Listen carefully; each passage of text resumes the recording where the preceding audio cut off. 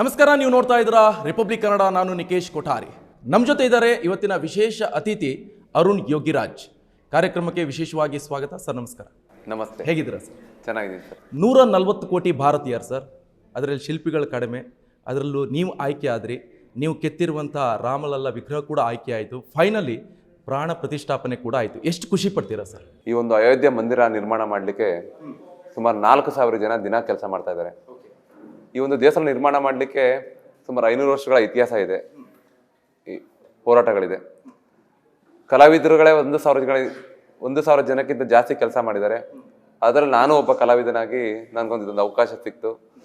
ಭಗವಂತ ಅವರ ರೂಪವನ್ನು ನನ್ನ ಕೈಗಳ ಮುಖಾಂತರ ದೇಶಕ್ಕೆ ದರ್ಶನ ಕೊಡಬೇಕು ಅಂತ ಅವ್ರು ತೀರ್ಮಾನ ಮಾಡಿದರು. ಅದು ನನ್ನ ಭಾಗ್ಯ ಸರ್. ಇನ್ನೊಂದು ಬಹಳ ಪ್ರಮುಖವಾಗಿ, ನೀವು ಆ ರಾಮಲಲ್ಲನ ಮುಗ್ಧ ಪ್ರತಿಭೆ, ಆ ಒಂದು ಪ್ರತಿಮೆಯನ್ನು ನಿರ್ಮಾಣ ಮಾಡಬೇಕಾದ್ರೆ ನೀವು ಸ್ಟಡಿ ಮಾಡಿದ್ರಿ, ಫೋಟೋಸನ್ನು ಸ್ಟಡಿ ಮಾಡಿದ್ವಿ, ಸಣ್ಣ ಸಣ್ಣ ಮಕ್ಕಳದ್ದು ಅಂತ ಹೇಳಿದ್ರಿ. ಬಟ್ ನಿಮ್ಮ ಜೊತೆ ನಾನು ಈಗ ಹೊರಗಡೆ ಮಾತನಾಡಿದ್ದೆ, ಅಷ್ಟೊತ್ತಿಗೆ ನನಗೆ ಅನಿಸ್ತಾ ಇದೆ ನೀವೇ ಒಳ್ಳೆ ಮುಗ್ಧ ಆಗಿದ್ದೀರಾ, ಫುಲ್ ಸೈಲೆಂಟ್ ಆಗಿದ್ದೀರಾ, ಡೀಸೆಂಟ್ ಆಗಿ. ನಿಮ್ಮಲ್ಲಿ ಆ ಮುಗ್ಧ ಭಾವನೆಗೆ ಎಲ್ಲೊಂದು ಕಡೆ ಇದು ಕೂಡ ನಿಮ್ಗೆ ಹೆಲ್ಪ್ ಆಯಿತು ಅನಿಸ್ತಾರೆ.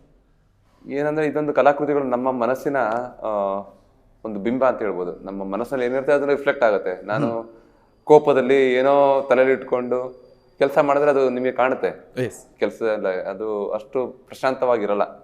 ಸೊ ಅದಕ್ಕೆ ನಾನು ಕೆಲಸ ಮಾಡಲಿಕ್ಕೆ ಏನು ಬೇಕು ವಾತಾವರಣ, ಅದನ್ನು ಮೊದಲು ಜ್ಞಾನದಲ್ಲಿಟ್ಕೊಂಡು ನಾವು ಹೇಗೆ ಇದಕ್ಕೆ ಏನು, ಈಗ ನೋಡಿ ಕೆಲಸ ಮಾಡ್ತಿರ್ತೀರಾ ಅನ್ಕೊಳ್ಳಿ, ಇನ್ನೊಂದಿನ ನಿಮಗೆ ಕರೆದು ಬಿಡ್ತಾರೆ, ಈಗ ಇಮಿಡಿಯೇಟ್ ಆಗಿ ಇಲ್ಲಿ ಹೋಗ್ಬೇಕಾಗತ್ತೆ. ಆ ಒತ್ತಡದಲ್ಲಿ ಕೆಲಸ ಮಾಡಿದಾಗ ಆ ಒತ್ತಡ ಕಾಣುತ್ತೆ ಕೆಲಸದ ಮೇಲೆ. ಸೊ ನನ್ನ ಬೇರೆ ಎಲ್ಲ ಕೆಲಸಗಳನ್ನ ದೂರ ಇಟ್ಟು ಇದೊಂದೇ ಕೆಲಸನ ಖುಷಿಯಿಂದ ಭಾಳ ಹುಡುಕಾಟ ಅಂದರೆ ಒಂದು ಇಂಟ್ರಾಕ್ಷನ್ ಸಮೇತ ಮಾಡಿದೆ. ನಾನು ಒಂದು ಕಲ್ಲಿನ ಜೊತೆ ನಾನು ಮಾತಾಡ್ಬೋದು ಅನ್ನೋದು ನನ್ನ ನಂಬಿಕೆ ಮೊದಲಿಂದನೂ, ಎಲ್ಲ ಕೆಲಸದಲ್ಲೂ. ಅದೇ ಕೆಲಸ ಇಲ್ಲೂ ಮಾಡಿದೆ. ಈ ಸಲ ಸ್ವಲ್ಪ ಇನ್ನೂ ಮೊದಲಿಗಿಂತ ಶ್ರದ್ಧೆ ಜಾಸ್ತಿ ಬೇಕಿದ್ದು. ಯಾಕಂದರೆ ಇದು ನೀವು ಹೇಳಿದಾಗ 140 ಕೋಟಿ ಜನಗಳ ಆಸೆ ಇದು. ಸೊ ನನ್ನ ನಾರ್ಮಲ್ ಲೈಫ್ಗಿಂತ ಇನ್ನೂ ಬೇರೆ ಇದಕ್ಕೆ ಬೇಕಿತ್ತು. ಸೊ ಅದನ್ನು ನಾನು ತುಂಬ ಜ್ಞಾನದಲ್ಲಿ ಇಟ್ಕೊಂಡು ಮಾಡಿದೆ. ಬಟ್ ಮಾಡಿದೆ ಅನ್ನೋಕ್ಕಿಂತ ಅವ್ರು ಮಾಡಿಸ್ಕೊಂಡ್ರು. ಈಗ ಖುಷಿ ಆಗ್ತಿದೆ, ಎಲ್ಲರಿಗೂ ಇಷ್ಟ ಆಗ್ತಿರೋದು. ಸರ್, ಇನ್ನೊಂದು ಬಹಳ ಪ್ರಮುಖ ಆಗಿ, ಈಗ ರಾಮಲಲ್ಲನ ಪ್ರತಿಮೆ ಆಯಿತು, ಪ್ರಾಣ ಪ್ರತಿಷ್ಠಾಪನೆ ಆಯಿತು, 2ನೇ ಹಂತದ ಈಗ ರಾಮ ಮಂದಿರ ಉದ್ಘಾಟನೆ ಆಗ್ತಾ ಇರುವಂಥದ್ದು. ಆ ಸಂದರ್ಭದಲ್ಲಿ ಈಗ ರಾಮ ಇದ್ದ ಕಡೆ ರಾಮನ ಪರಿವಾರ ಇದ್ದೇ ಇರುತ್ತೆ, ಸೀತೆ ಇರ್ಬೋದು, ಲಕ್ಷ್ಮಣ, ರಾಮನ ಬಂದ ಹನುಮಂತನು ಕೂಡ. ಆ ವಿಗ್ರಹವನ್ನು ನೀವೇ ಕೆತ್ತುತ್ತೀರಾ ಅಥವಾ ಆ ಥರದಲ್ಲಿ ಯಾವ ಥರ ಕಲ್ಲನ್ನು ಸೆಲೆಕ್ಟ್ ಮಾಡೋದು, ಆ ಥರ ಏನಾದರೂ ಒಂದು ಈ ಸಮಯಕ್ಕೆ ಅದ್ರ ಬಗ್ಗೆ ನಮ್ಗೆ ಇನ್ನೂ ಮಾಹಿತಿ ಇಲ್ಲ. ಈಗ ನೋಡಿ, ಟ್ರಸ್ಟ್ ಅವ್ರಿಗೆ ಇದು ಮಾಡಿಕೊಟ್ಟಿದ್ದೀವಿ, ಭಾಳ ಖುಷಿಯಾಗಿದೆ, ದೇಶದ ಜನತೆ ಖುಷಿ ಇದೆ. ಇನ್ನು ಸ್ವಲ್ಪ ಸಮಯ ಹೋಗಲಿ, ಅವರೇ ಒಂದು ತೀರ್ಮಾನ ಮಾಡಿ ಆ ಸೇವೆಗೆ ಕರೆದ್ರೆ ಸದಾ ಸಿದ್ಧ. ಇನ್ನು ಹೀಗೆ ವಿಶೇಷವಾಗಿ ನಮಗೊಂದು ಕೆಲಸ ಮಾಡ್ಬೋದು, ಅದ್ರ ಬಗ್ಗೆ ಅಧ್ಯಯನ ಮಾಡಿ ಆ ಸಮಯಕ್ಕೆ ಸ್ಪಂದನೆ ಮಾಡುವಂಥ ಕೆಲಸ ಮಾಡ್ಬೋದು ನಾನು. ಸರ್, ಇನ್ನೊಂದು ನಾನು ಕೇಳ್ಪಟ್ಟೆ, ರಾಮಲಲ್ಲನ ವಿಗ್ರಹ ಮಾಡಬೇಕಾದ್ರೆ ನಿಮ್ಮ ಕಣ್ಣಿಗೆ ಕೂಡ ಆ ಪೀಸ್ ಏನೋ ಆಗಿತ್ತು, ಏನೋ ತೊಂದರೆ ಆಯ್ತು ಅಂತ ಹೇಳಿದರು.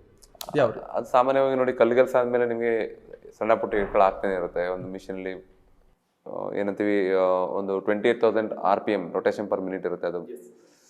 ಸೊ ಆ ಥರದ ಮಿಷಿನ್ಗಳು ಮಾಡಬೇಕಾದ್ರೆ ಸ್ವಲ್ಪ ನಾವು ಸೇಫ್ಟಿ ಹಾಕೊಂಡಿರ್ತೀನಿ. ಆ ಟೈಮಲ್ಲಿ ಎಲ್ಲ ಮರ್ತಿದ್ದೆ ಅನ್ಸುತ್ತೆ. ಇದು ಕಲ್ಲು ಸ್ವಲ್ಪ ತುಂಬ ಹಾರ್ಡ್ ಇದ್ದಿದ್ದರಿಂದ ಸ್ವಲ್ಪ ನನಗೆ ಕಣ್ಣಿಗೆ ಪೆನಿಟ್ರೇಟ್ ಆಗ್ಬಿಟ್ಟಿತ್ತು, ತುಂಬ ನೋವು ಬರ್ತಿತ್ತು. ಆಗ ನಾನು ಅಲ್ಲಿ ಐ ಹಾಸ್ಪಿಟ್ಲಿಗೆ ಹೋಗಿ ಅಯೋಧ್ಯೆಲೆ ಅವರು ಅದು ಸ್ವಲ್ಪ ಡೀಪಾಗಿ ಹೇಳಿ ಅಂದ್ಬಿಟ್ಟು 3-4 ಲೇಯರ್ ಅದು ಸ್ವಲ್ಪ ತೆಗೆದು ಅದನ್ನು ತೆಗೆದುಕೊಟ್ರು. ನಾನು ಅವ್ರಿಗೆ ಪೇ ಮಾಡ್ಲಿಕ್ಕೆ ಹೋದೆ. ಅವರು ಆ ಟೈಮಲ್ಲಿ ಇಲ್ಲ, ಮೂಲ ವಿಗ್ರಹ ಮಾಡ್ತೀರಿ ಅಂತೇಳಿ ಅವರು ನನಗೆ ಏನು ತೊಗೊಳ್ದೇನೆ ಫ್ರೀಯಲ್ಲಿ ಅವ್ರು ಇದು ಮಾಡಿ ಕಳಿಸಿ, ಅವರೇ ಆ್ಯಂಟಿಬಯೋಟಿಕ್ಸ್ ಕೊಟ್ಟು ಒಂದು 4 ಥರ ಡ್ರಾಪ್ಸನ್ನು ಕೊಟ್ಟು ಕಳಿಸಿದ್ರು. ಒಂದು 3-4 ಡೇಸ್ ನೀವು ದರ್ಶನ ಹತ್ರ ಹೋಗ್ಬಾರ್ದು ಅಂತ ಹೇಳಿದ್ರು. ರೂಮಲ್ಲಿ ನಂಗೆ ಇರ್ಲಿಕ್ಕೆ ಆಗ್ತಿರಲಿಲ್ಲ, ಯಾಕಂದರೆ ನಮ್ಮ ಸಹ ಕಲಾವಿದರು ಬೇರೆ ಏನಾದರೂ ಹೆಚ್ಚು ಕಮ್ಮಿ ಆಗಿಬಿಟ್ರೆ ನನಗೆ ಇದಾಗುತ್ತೆ ಅಂದ್ಬಿಟ್ಟು ಸ್ವಲ್ಪ ಮತ್ತೆ ನಾನು ಅಲ್ಲಿ ಹೋಗಿ ಮಾಡಿದೆ. ಅದು ಆಮೇಲೆ ಒಂದು ವಾರದಲ್ಲಿ ಹೇಳ್ತಿದ್ದೆ ಅವ್ರಿಗೆ, ಕಣ್ಣು ಸ್ವಲ್ಪ ಮಂಜಾಗಿ ಕಾಣ್ತಾ ಇದೆಯಲ್ಲ ನನಗೆ ಅಂತ. ಅವ್ರು ಇಲ್ಲ, ಒಂದು ಸ್ವಲ್ಪ ಸರಿಯಾಗತ್ತೆ, ಅದೇನು ತೊಂದರೆ ಇಲ್ಲ ಅಂತ ಹೇಳಿದ್ರು.